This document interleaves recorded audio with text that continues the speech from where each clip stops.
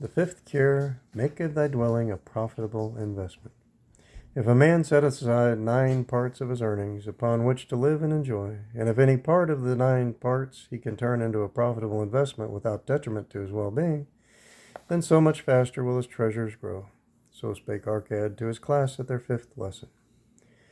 All too many of our men of Babylon do raise their families in unseemly quarters. They do pay to exacting landlords liberal rentals for rooms where their wives have not a spot to raise their blooms, that gladden a woman's heart, and their children have no place to play their games except in the unclean alleys.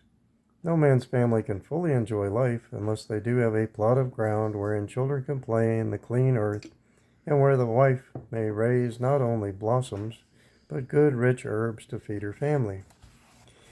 To a man's heart it brings gladness to eat the figs from his own trees and the grapes of his own vines, to own his own domicile, and to have it a place he is proud to care for, putteth confidence in his heart, and greater effort behind all his endeavors.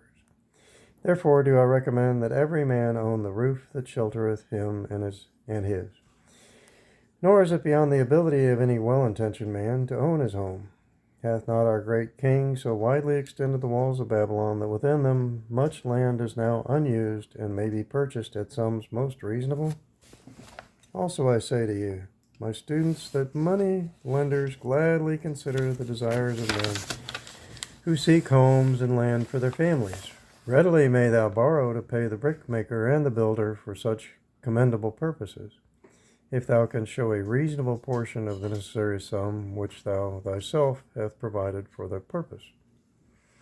Then, when the house be built, thou canst pay the money lender with the same regularity as thou didst pay the landlord, because each payment will reduce thy indebtedness to the moneylender. A few years will satisfy his loan. Or 10, 20, 30.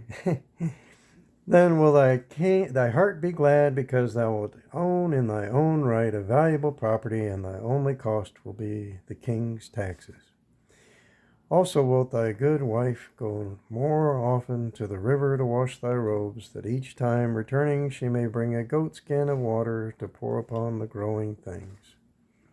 Thus come many blessings to the man who owneth his own house, and greatly will it reduce his cost of living, making available more of his earnings for pleasures and the gratification of his desires. This, then, is the 5th cure for a lean purse. Own thy own home.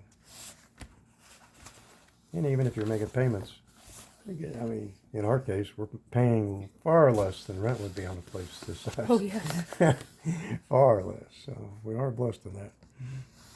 And I don't go to the river to gather water. She could if she had to. Yes, She could go right down to the river right here where he planted us. So that's pretty cool.